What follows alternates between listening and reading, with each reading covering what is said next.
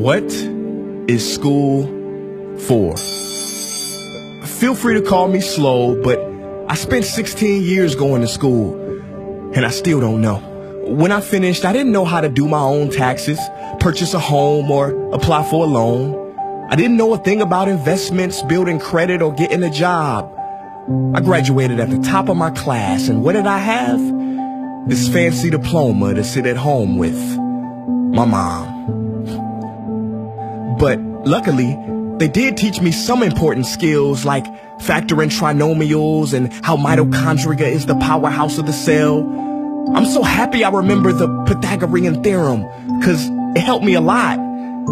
Okay, I'm lying. Let me stop. Because all the stuff they taught me, truthfully, I forgot. Mom, remember when you would ask me, what did you learn in school today? And I would say, nothing much.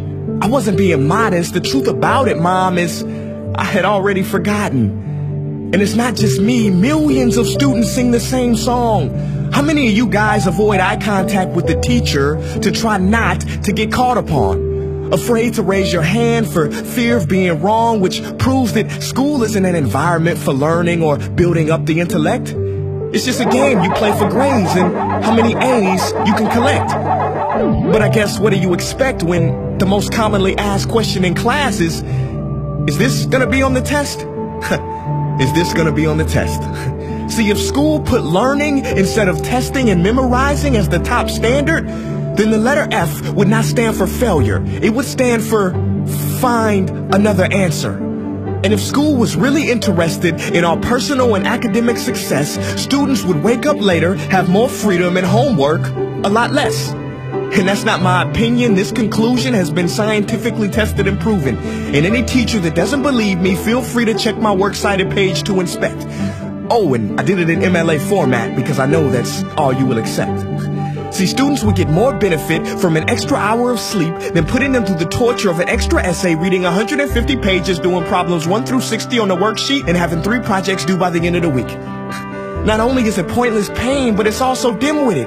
Because we get so much work, but they don't teach the time management skills to deal with it. See, in school, we are controlled by bells. We have to learn in rooms with the feng shui of a prison cell. We have to ask permission to relieve bodily functions, but not before the teacher asks a million questions like, why didn't you go before class? I'm sorry, my bladder is kind of on its own schedule and it's not always timely. See, teachers always say, use your time wisely. But that never made sense to me. Because these 6 cruel hours of our lives we call school might literally be the worst use of time management ever in history. Think about it. The traditional teaching method is foolish. No, it's useless, multiplied by the square root of stupid.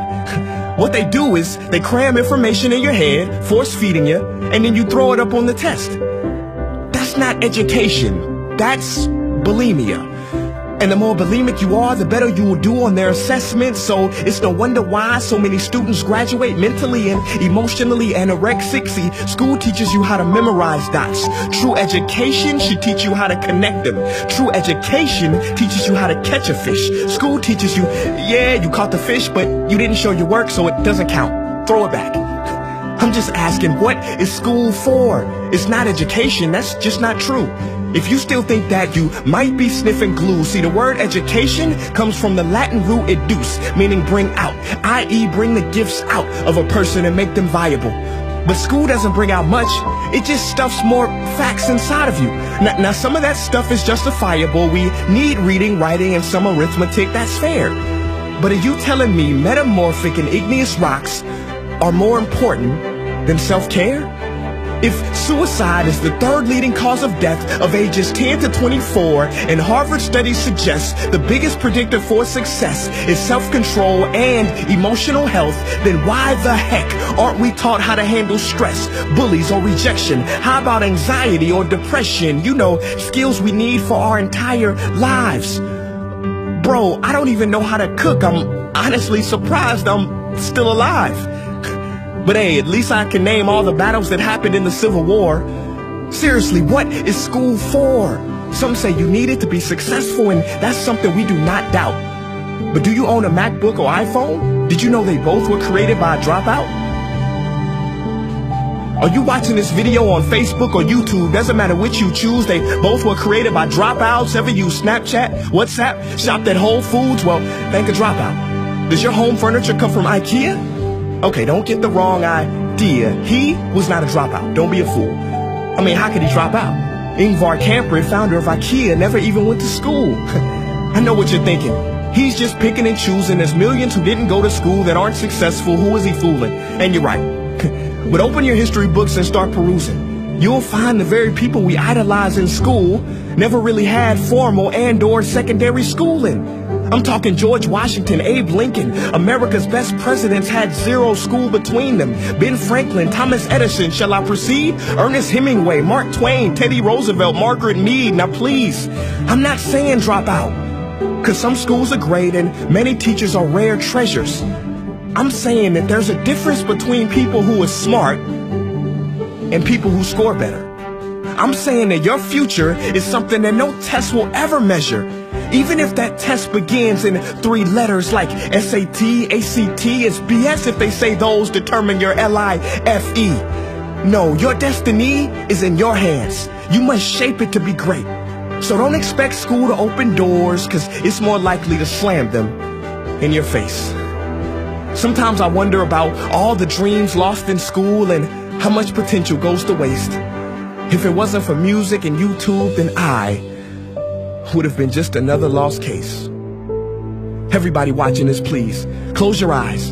Imagine a child sitting in the back of some teacher's class in some town. He never raises his hand, he fails most of his classes, but inside of him, there is a passion. And if nurtured and brought out, will lead him to discover the cure for cancer. But you see, I'm afraid that that child's gift will never come out. He will never win the Nobel Prize award because in class he was ignored and his worth was judged only by his scores.